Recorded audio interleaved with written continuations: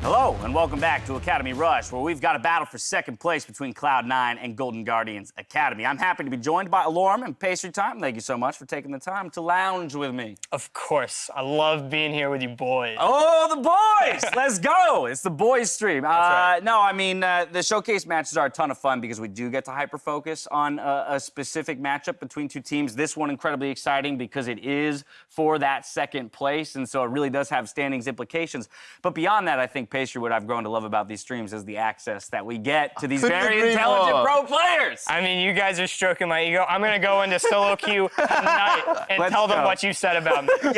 When I'm feeding... Yeah, you run it down and said, Dash said I was special. I have permission. Blind picks Vayne top. He's just like in there. It's like, yes. Lineups are flashing up onto your screens just as a reminder of who will be piloting our champions across the board for both of our squads.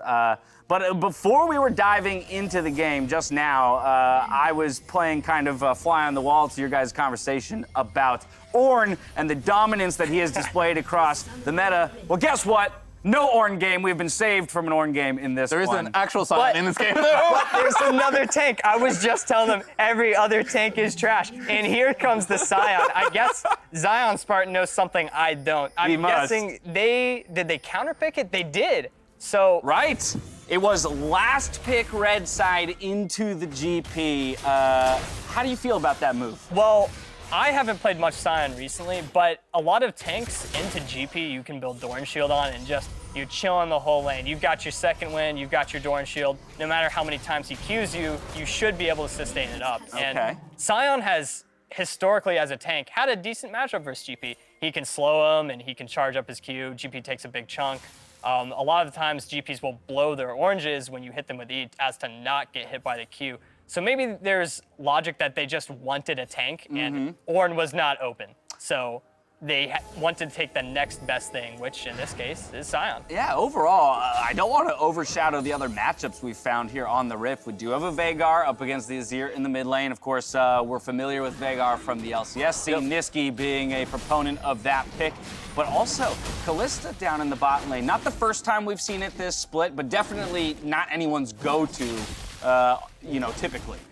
Yeah, usually people would pick Taric with Kalista. I've seen that in the LCK. I've been seeing it even in scrims and other. Double Lift and Core played it 1 week as well. Yeah, so Taric was up. I'm not sure what the why it's better with Nautilus, but I'm assuming, or if it is better at all, but I'm assuming they just wanted another form of engage, which they have a ton of. They've got Kalista R, they've got Nautilus Q and R, they've got Sion and Sejuani. That team actually is just running straight Quite literally everyone on that team can engage. Yeah. Even the Azir, if he's feeling really aggressive, right? Could be the first to go in. Of course. There's also double Halo Blades in those AD and mid lane as well. Woo. They did get changed on this patch as well, so it's a little bit better now on solo lane. It used to be junglers only, because it now recharges in combat instead of out of combat. That's a good reminder. You just hinted at it. Remind the audience, we are on 10.4 this week, so new patch, exactly. And if I'm this misfortune, I'm sweating. I've got my handkerchief out right next to my keyboard, and I've got to wipe the sweat from my brow. I look at that other team, and alrighty, please help me. It's going to be a sweaty game, friends. Get ready. As we see our first action, actually super early on. The invade from Hard. Is he going to get punished? Under 100 health. But, Blaze Olive, that's not where you want to be. He's not dead? What? It's the turnaround. Wait, it is the turnaround. That was almost actually Never mind, it's not the turnaround. False alarm, false alarm. No, not enough spears. Alrighty. 1 kill does go over. That was some craziness that just happened. I appreciate this because I looked at Sion, Sejuani. It's still going, by the way. And Azir, and thought that, like, okay, maybe this game's going to be really slow, but the teams are at least willing to fight there. As, like, was that a 4v4?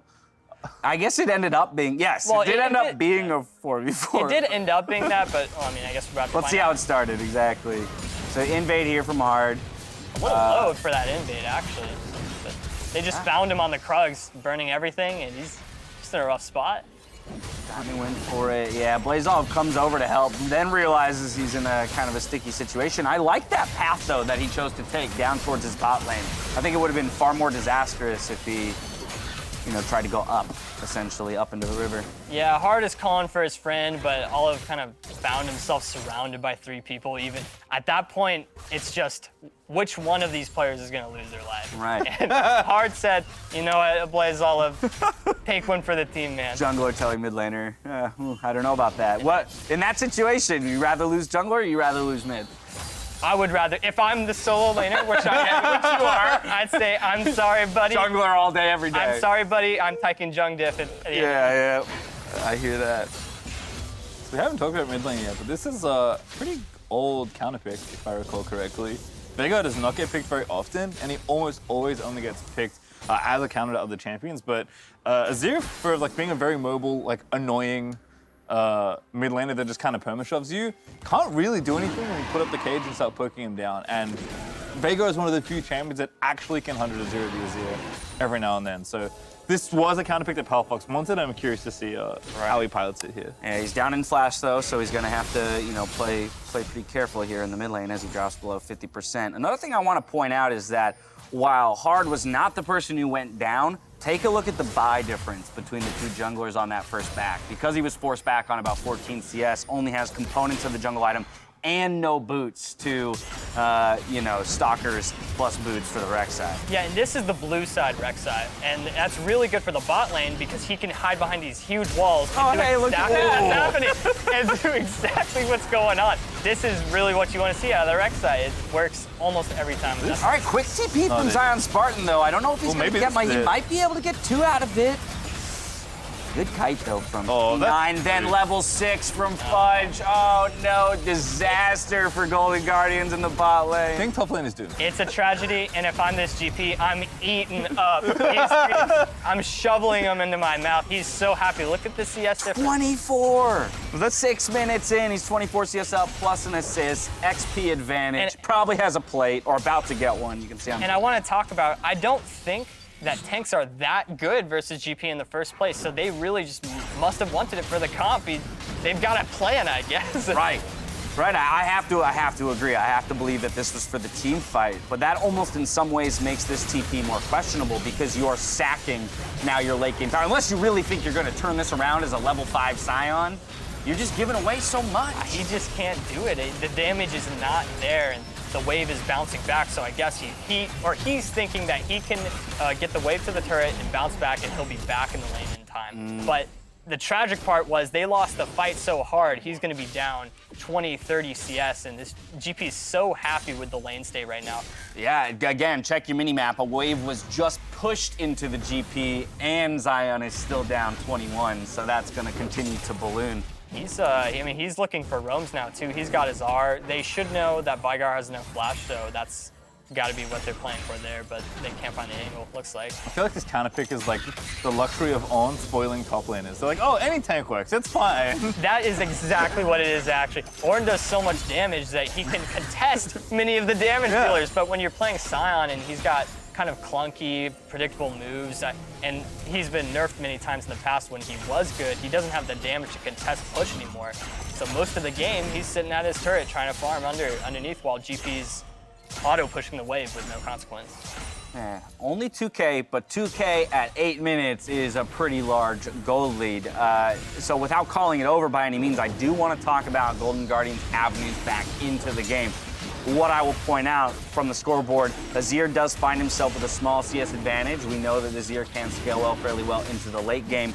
So I imagine there might be some focus around the mid lane, especially as you called out that the Veigar without flash just came up. So it might be difficult to take advantage. Right, so if I'm Golden Guardians right now, I've drafted 4 champions with guaranteed engage. Or maybe not guaranteed, but something to run at them with. So what I'm imagining is they're going to be burning at least Sejuani R or a Kalista R to try and get a flash. And then during that flash cooldown, you're going to wait for your engage tools to be back up and then engage on them with anybody, I guess. Anybody that has an engage on a flashless target is a death if they get hit by that CC. And obviously, this is what their comp is meant to do. So that's what they'll try. Hard positioning in the top lane. Let's see if they're able to blow that GP flash. This orange is too. It's just so hard. Zion Spawn's actually losing. Trying to bait. He wants a bait. Fudge has to know something is going on. Sion hasn't been trading like that. And Inori's on top side. It looks like he's maybe just starting Rift Herald, or at least in the river there, doing Scuttle. So could respond, but boom, there it is. Straight out of the brush and no flash. See, I thought Fudge knew what was going on. He was kind of backing up, but when he saw Zion, he saw the wave in his eyes, and he wanted to get that barrel off on top of Zion Spartan. He must have been seeing blood. Ooh, so with that man advantage, Golden Guardians, they moved in to maybe contest. Think better of it, though. Gonna take that initial win of a single kill in the top lane, say let's reset the map. It's all about taking incremental advantages to get back into it. It's actually kind of a miracle Fudge died, because his team was also swapping top lane, so Fudge could have also, like, maybe that's what it was. He's like, oh, my teammates are here. Like, no way no one comes up to not help me if the jungler's here. It had to be a fast play. Golden Guardians, they should know that the swap is coming after their bot lane got shoved in, so they knew it was coming, and they just say, we gotta get him and get out as fast as possible, and it worked out, so good for them. I'll see where they drop the heralds here. I feel like everyone always drops in the side lane, but I think that's just because it's easier to guarantee gold. Because actually attacking the mid tower is so hard. Yeah, and on top of that herald play, those swaps are so common now that every team knows it's coming as soon as you see the enemy bot lane or whichever bot lane. Just look at the clock. It is the Now you know. the easiest macro play of all time. 8 minutes, 8+. Check the Rift Herald. It's really reminiscent when top lane would follow their jungler around and then lane bot lane just trying not to get dove. You just do almost, it's clockwork. Yeah. And you're doing the same thing every game. Yeah, the first few times it was interesting, and then people are like, oh, actually, it's just prescriptive. People in the chat are going, oh my God, what a play. I this macro. I was partial to the days of top lane when you had to just sit in a brush and hope that in the lane swap they didn't spot you while you slowly leveled the creeps die into your own turret. You remember that? You're just like a Gragas just sitting there like, I hope I camouflage into this brush well enough. Well, being a top laner, I've got my cup. I'm begging for change. I'm shaking it. Please, sir, can I have another CS? Can I have a jungle creep? Yep. Oh my goodness. You weren't even allowed to take the gold. You just sat next to them and soaked the XP. Right. Just helped him out. Oh, man. Now let's see here. Hard. He's playing to the It's a little top bit side. better. Yeah, I'm really glad that match. Like I said, it was cool the first few times. Not after the next 6 months. All right. Well, there's definitely been, it feels like both teams have taken a breath, right? We're slowing down. We're kind of easing into the game. That's what Golden Guardians want, for Yeah. sure. They don't want to accelerate this game because the MF is a BF sword ahead to the long sword, and she's got even an extra Doran's blade. They really don't want to get in a fight with this guy because getting hit by a Leona ult and CC combo is almost for sure death. I think hard here proves your point, right? He's just protecting essentially the 2v2. Diamond going in aggressively though. Let's see if Hard can take advantage. Wow. Really good flash. He actually just sidestepped everything. It's a good stopwatch too. Into the stopwatch, yeah. Credits to Diamond, only flash and stopwatch burn, but that was 3 people on the top side. Holy bot side play. Yeah, plenty of permission given over to the C9 duo top jungle to just go all in on Zion Spartan. Flash to follow Zion's. He will go down, plus the turret. Well, we talked about the game slowing down. I think the teams heard us, and they decided to ratchet it back up. What did you just say about us? But I'm gonna be honest, I think Sion is gonna be really worthless this game. Unless they get to... You think the 02193 CS Sion's gonna be worthless? You know, a lot of What do people, you know? A lot of people think a tank is still all right when he's behind, but at least in this meta, tanks that are not Thorin and they get behind, you're just dying because you don't get all those free stats. When they kept buffing Thorin, it's like, how about we just give Thorin some more damage, some more resistances? How about we give him a really good gold upgrade on 2 items, but on every other tank, you don't get all those free stats. So they die really easy for being a tank, and that's why you don't pick a tank unless it's Thorin. It's going to be at least 30 minutes until Sion gets to that point, you know, 3-4 items, stone plate. All right, now I'm kind of an unkillable wall in front of my team, but Except the MFNGP you got to 6 get items. there. At this point, it's not looking like Golden Guardians is going to live that long. People will usually counterpick a GP with another carry, but in this specific case, I'm assuming their draft was dictated that we needed an extra form of engage, which I'm not understanding because it was a last pick Sion, and they already have so many forms of engage. So I'm not seeing what they're going for here, but maybe they can prove me wrong around this drag. Well, as Golden Guardians looks for another fight, I'm going to put you on the spot here, and I realize it's not necessarily a fair question, but, well, we'll wait actually for this fight Well, to there's play no out. final, you can't even get in there. Oh my goodness. Just the free full channel MF ults. onto the Nautilus. Golden Guardians, they're going to try and hold position in mid lane here, but They they're not could going to have get anything else. maybe done that with Sion ult, because if he doesn't have that, he has no way to get in. He has no flash. He didn't Right. have a flank with his TP, and he's just going to be, if he does ult in, he's hitting the Leona, Right. the worst target. Just coming off cooldown now, but that just, again, that raises the question, why were they even there then? If they didn't have this tool you're talking about feels necessary for them to take the fight, you know, what's the point of this contest? I think they're just hoping at that all. like something's gonna happen, but yeah, committing a TP. Yeah, when you well, do I don't know how much ulti- hope wins games, pastry time. No, you know what? It's never won me a game, that's for sure. Right, because I've had plenty of hope. Well, Diamond is sitting in there on that bush, and he gets hooked by the Nautilus, and he's going, thank you. Right. Put me in the front, please. And MF just blows her ult, and there's no contesting the fight anymore. Yeah, dream fight for Leona MF, both sitting at 5 kill participation out of 6, a 400 gold bounty on that. MF, I'm going to return to that question I wanted to ask you. If we looked at GP in isolation, no junglers, no team comps to take into account, because I realize that'll largely affect the answer. What would be your go-to pick outside of Ornn? Outside of Ornn. Outside of Ornn, because I knew the answer. I knew the answer to Ornn. Obviously, you'll first pick him. So. Well, I played it today. When we see GP, I usually think Yorick. I've been doing that for years, though. I've been playing the Yorick for a long time, and I think that's an Alorum-specific technology. I It might agree. be, it might be. So then talk to me about the value you see in the Yorick pick there. I think GP just has a really rough time in holding the Yorick in the side lane, especially if he's ahead. If Yorick gets ahead at all, he can even just 1v1 dive him all the time. I think it's good. We didn't win on it today. You know, maybe not the best examples of it. I don't know if York was the problem.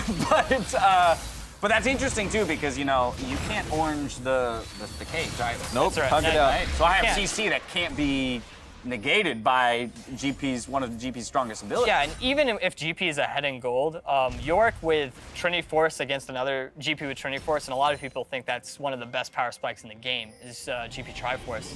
Yorick, when stronger. Yorick wins, no matter what. GP cannot win in the straight 1v1. Even at 6 items, Yorick is killing him in a couple seconds, if less than that. You know who I bet's happy to hear all this pastry? Who? Azael.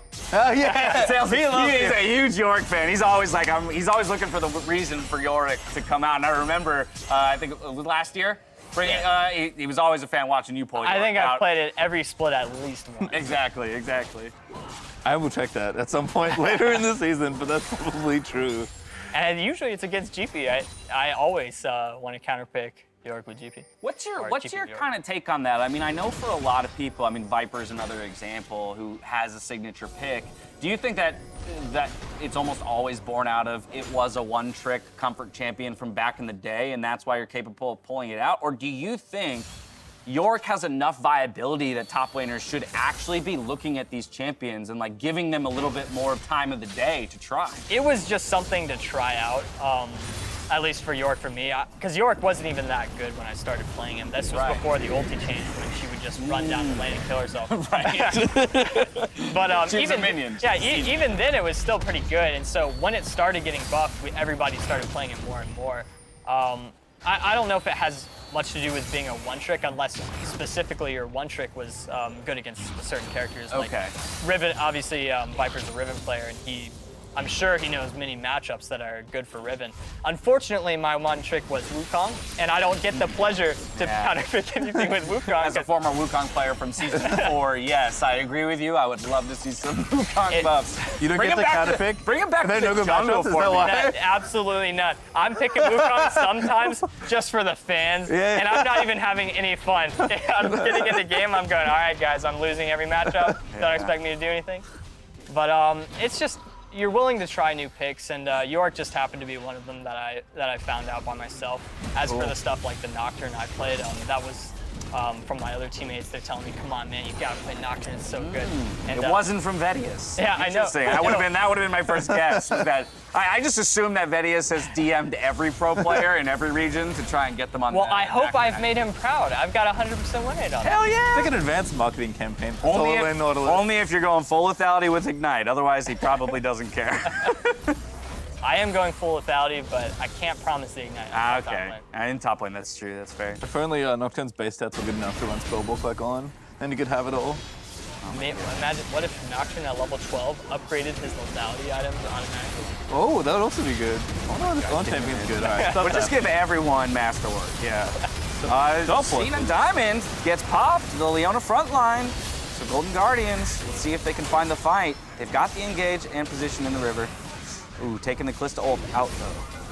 This is the third Drake there. They really don't want to get No ult Zion, no ult hard, so their engage potential now is quite limited. It would be on a Blazed Olive or those hooks. Look at that. good view. Oh, actually they're in there. They are in Wait, there. but this is a win, I think. Yeah. Huge. King still trying to get out with his bounty, though. That's an important thing to hold on to. It is just a Cloud Drake. And well, the Cloud Drake is especially good here, not because of the stats you're getting from it, but that's 2 Drakes on Cloud9. Right. They really they're in just there. didn't get that third. Right, you're denying the Oh my third. goodness. Oh, man. Okay, And everyone just got baited. Oh, That's no. usually not the play you're looking to follow the dragon. It pick was with. so good for this. It was so good. I'm really sad. That's I'm actually still trying to figure out exactly why that happened. I mean, I know they wanted to get that back mid to defend this mid turret, Yeah. exactly that, but like you have to choose a safer path. We might see it again, although maybe Inori- not because this Baron is happening. But Inori played so well. Then. Inori was like the worm on the hook. They wanted him so bad. Bait, but, baby. Oh, man. I guess maybe they thought he didn't have ulti or something. But he actually played that really well. All right, 3K Hell Scion. Again, if you had Spellbook, you could switch his might and try and steal this. Looking to come up with the MVP play. Who he in from the other side. 2v5. Can they do it? They're trying. Let's go. What does- Big scary zombie man. He's dead. Not quite. He's dead again. All right, but he's okay with that. Now he's I gonna think die again. He knew his life was for the cause. He's saying, all right, guys. Yeah. After I'm dead. that level 5 play, his role has largely stayed the same. Just be a meatball. He Prevent the is team life from for the doing cause. anything. All right, let's get a replay here of the win from Golden Guardians down here in Pot River. Was an extended fight. Oh, that's Sigil. I missed that the first time through. Good egg arcade. Just zone them out. And Did then, bait out Hey, the all right, watch the hook and Zion here. Huhi and Zion. Those are literally dancing in the Vigo cage. Had to flush Huhi, out. boom. Then the flash Q. The Sonic Q was really good. That's that huge. was a game-winning or a team fight-winning Q. Right. This Now, we talked about how not having ult may be an issue here for the Scion, but he still found his way of engaging. he had the flash. That was the important thing. He could flash Q. A very creative engage, but now to answer the question of how Golden Guardians handed it back, there it is. The flash knockup, immediate ult, Conqueror happening. Conqueror. Really well played by Annoy. Yeah. That was super well played by Nori. I understand now a little bit what a Blaze Olive, or not a Blaze Olive, yeah, Blaze Olive was looking for there in the mid lane, but again, it just, And if seeing red after that one Yeah. fight, getting a little overconfident. while they're going for Annoy, you have to think about you've got the Infinity Edge, Essence Reaver, Misfortune blasting you from the sidelines. Yeah, 7-0-3. We can deal with her later. So I think that was the other thing is that King actually hid out of vision while Inori was in mid lane. True, So actually true. I think Cloud9 just knew that Inori was good enough bait, and unfortunately for Golden Guardians, they took it. But he had the flash and he had the ult, so he could make a lot of time no matter what. Yeah. He knew his limits. All right. Taking stock. It's a 5K lead now for C9. But I think Golden Guardians are doing a better job than I thought in keeping this game alive. I thought they were going to be out of it as soon as the Scion TP did not work out. Yeah, again, as another point. Oh, that's down close. here. Oh, that was huge and just melted by that MF again. I mean, if she's left untouched to channel a full ultimate, no surprise that You're dying in your that. opponents will melt. Yeah, legitimately. Ooh, saw the Glacial come through. Not quite gonna land as Blazov gets himself out of there. But that means pressure to the Baron side. Diamond must have known that cleanse cooldown to like almost the second. Because he just went straight for Gorka. And I think cleanse was like 5 seconds away from coming back off. Not that I think you're gonna leave anyway when you don't have flash, but Maybe you definitely have no play for a chance. steal here, though. Yeah, you have to. I mean, they can fight for a long time. I think C9 make the right play. Under the scoreboard, we found a Scion. Zion on the Scion goes down again. Sorry, Zion Spartan. He's but buying time. this is what you must be this day. I'm right. I mean, it's like, all right, I got him off the Baron again, guys. Waited out your death timers. He is in a weird way fulfilling his duties. If I'm in this game, I'm going, but my KDA. Right? How do you reconcile that or deal with that, or is that even something you really think about much as, you know, an elite level player? knowing that sometimes you're not going to look, you know, the greatest, but that fans, people at home might latch on to those certain things, as opposed to maybe how you aided the game, even with the poor I tell you what I do. What do? I shed a tear. Okay. And I say it's okay, guys. Okay, great. That's probably the best possible mindset you can have around it all. 6K now, so just a small bit of gold popping into the pockets of Cloud9 as they now set up for what will be their third dragon, if they're able to secure it. You know what I'm really missing if I'm signing this game? What are you missing? Banner of Command. Oh, the dream. So I can place my banner and I can leave the lane while it farms for me. Right, then you don't have to be the split pusher. Hey guys, I can group. You can't sideline against the GP, so yeah, it feels good when you can AFK the lane and just go group for team fights, which you have to be there for. The Diamond is just popping up this And again, another Great fight. hold. Oh, No, it is. that is. Yeah, Diamond is actually playing like a monster this game. This is some really good target selection with his ultimates. And he's been surviving the engages too, calling back to that top lane fight. And Right. too. Great flash, great stopwatch, great hands. He's moving around. Great hands. Can't be. Great hands, that Diamond. Oh, that's a kill. No, I like that. I don't think we Oh. just. Oh! Oh man. Gets him with that little. What is that? A ball of void ooze? Like what? So. What does he throw? That's the magic missile Yeah. coming out. From the Getting wanded to death. All right, let's see it again. This was super clean. Eyes on Diamond here. Playing that front line. Who he just couldn't Boom. find the cute target. Flash into the ult, then is gonna get clipped by the MF. Wow, she gets damage on the main carries and forces him back. No matter who you are on Golden Guardians right now, if you're stuck in the misfortune ult, you're panicking. Yep. You must get out. Even with the 1, 2, 3 tanks on the team, none of them can stand it. She just picked up her armor pen as well, so she's going to be shredding people with those. Under the replay, Dragon picked up. So just one more for Cloud Soul, for Cloud9. There is no Outfitting. flash on Palafox, and he has no Zanyas either. Hey, that's their target. Our 8-minute win condition is back. No flash on the Veigar. Palafox is really manly this game. You'd think he'd pick up a cleanse because they have a Sejuani. but Right. Or No maybe stopwatch. go towards Zonia's, right? Yeah. Yeah, he's not even building a Zonia's No yet. stopwatch and no cleanse. He said, I got it, guys. They will never hit me. He's actually the You know backup why? support. I was gonna say, because he knows Diamond's gonna be there. Yeah. You're gonna be in front of me, right, buddy? Call me FLICKR. He also doesn't need to carry. Like, legit, I think if you just like throw out cages and slow people, like just play next to your AD, King is so big at this point that you don't actually need to do any hard work. While Veigar is pretty short range, the build he's going, he can play pretty long range. He doesn't have to be in the front hitting anyone Right. until the engage starts and Leona's up there because he's got these slowing items. He can just sit back, he can throw out the spooky ghost, wait for them to hit, and then wait for Leona to start the fight. Fish for the picks. A lot Stay of at a distance. a lot of times Vigars will be fishing for ease. Right. If they're playing more frontline, you don't have that much engage. He might feel the need to engage for the team or set up a pick. But since you have the Leona and you have these glacial items, they're going to be too slow to get away from any of her R's or E's, and he can just work his magic after the fight starts. He doesn't even want to start. It's also really tough for Gorica to actually auto-attack people because of how much range Cloud9 have. And actually a function of this comp I like is that, yes, you could expect Azir to maybe dish out damage because that's his job and he has such a good front line, but they actually have no way to block bullet time. There isn't a Braum in this game that you maybe would see against MF. So every single time King channels ulti, even if they dive, if they can't interrupt it, Azir, I don't think can actually auto-attack anyone with his soldiers because he's just gonna eat bullets forever. Their best chance is maybe a Nautilus hook or a Nautilus R, but if you're already taking that, even a second or two of the MFR, you're probably just dead. I was gonna say, this is such a hard position for Golden Guardians because they're a team that wants to go forward. Again, we talked about it at the top of the game. Every single one of their champions has a go button, an initiate button that goes forward.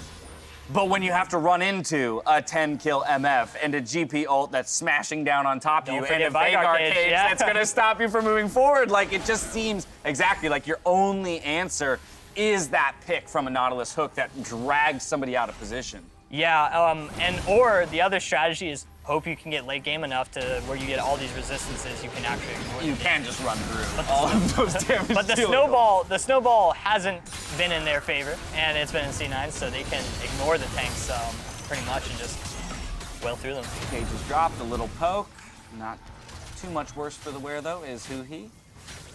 Golden Guardians just trying to wrestle some control of that red side jungle. C9 really doing a good job of establishing the vision control so that they can start the Baron up like they have. Blue Ward will check, so Golden Guardians is aware. They're always peeling off of it. They don't want 50-50. Yeah. All right, TP. They do force the TP out of Zion, though. But it is kind of hard to peel off because they peeled off really Oh, he goes for it with the ultimate. Does force the flash out of Fudge. That's a good ult. At least he got something from the TP. Right? So I think what C9 did wrong there is they have established full vision around the Baron, and they turned in a spot where not everybody could get to them. They're almost a screen away. Oh, good. Got right. Played. Okay, Kaysen. Wow, he actually died. There it is, another full channel M. Even with the stone plate. Yeah. It feels like stone plate is almost like an Alistar ult. Actually, every support is building stone plate now because it might as well be an Alistar I ult. say the first half of that channel, you saw how effective it was, and then just utterly melted on the back half of the damage. And he still died. And he still died. Exactly. But this means position around the dragon for Dragon Soul for Cloud9. Does Golden Guardians attempt a defense or no? Not looking like it. Cloud9 don't think so. there's no way. And going back to that Baron, I think they peeled off too early. They don't really have the engage tools to catch up to the Leona who can be in. I think what they should have done is, since they had the full vision, is wait for Golden Guardians to be a little more aggressive with their coming into the Baron, and then they could engage a little later. Watching it one more time, he said Wanting did find a target, but it was the tankiest member. So again, Diamond just absorbing, while giving King the space to put out the I'm deeds. just laughing here. The tanks of Golden Guardians have to deal with this all game long. It's really unfortunate for them because that's the only thing they can do. Yeah. That's their one job in this game. I think continued praise for Diamond though, like in that last round you were talking about, yes, no one can follow him because he is kind of the only engage, but that also makes his play impressive because he is the only engage. Like, they've got a lot of ways to set up potentially for this Leona with the Solution GPO, with Vega's glacial items that he has here. And if I'm But Diamond has been doing all the work himself. Yeah, but if I'm King, I'm so happy. I get to hit the front line who are never going to kill me. His damage per minute stat is going through the so roof. far up. Yeah, damage at the end of this game is going to be an interesting one to watch. We saw C9 pull off the Baron again a little early. But the ult, it hits GP, no flash. Oh, it's a non-Leona. The damage doesn't come through goodness. there. Gorka's caught out on the top side, and the Blaze Dial just didn't have the position to really put it in. He does go in for the big play, but it's not there. Golden Guardians, that was maybe their best look. You called it out. The target was hit, but the follow-through. It was such a great look until Zion Spartan's Q got canceled by the Vanguard.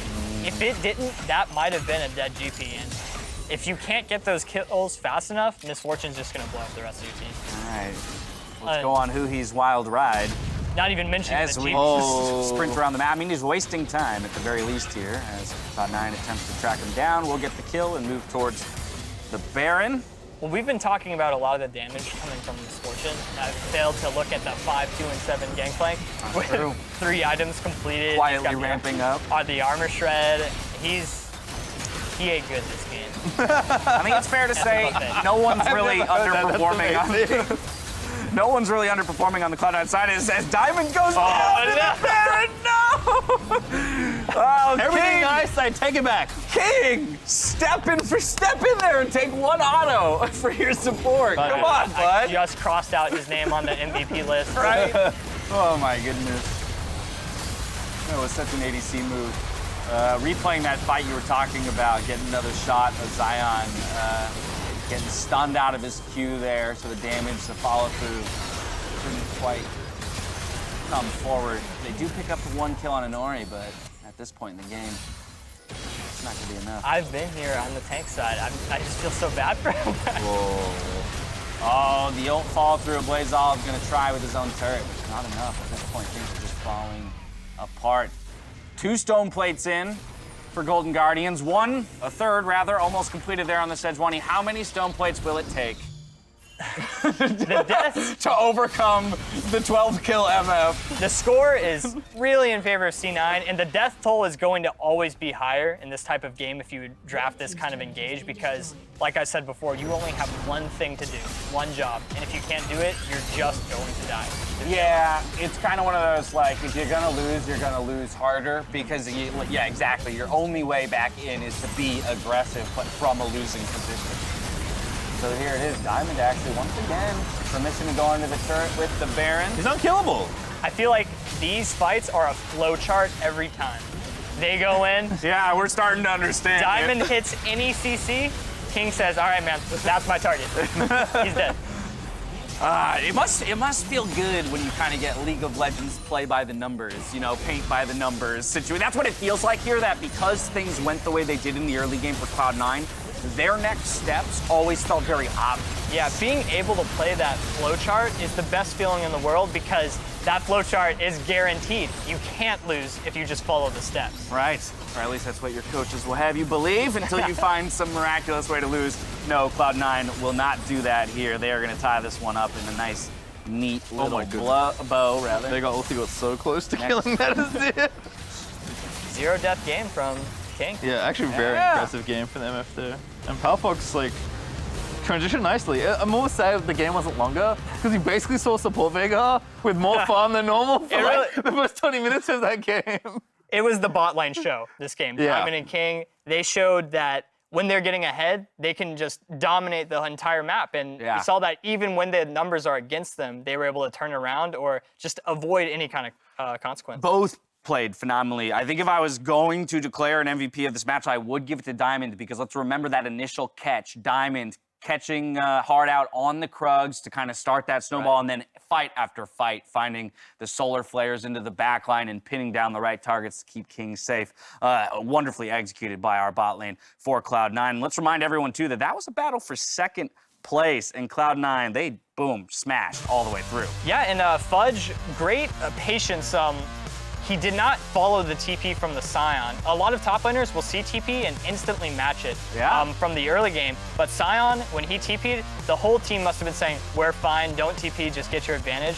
And when you're farming as GP for free, you can't be happier. It's a great time. Some great awareness by the young top laner up there for Cloud9. Taking a look at the rest of the standings, Dignitas did pick up another win today to move to 9-2, so still very much dominant, but they have showed that they are fallible, rather, by dropping a couple games. And FlyQuest played them close today before that loss came through.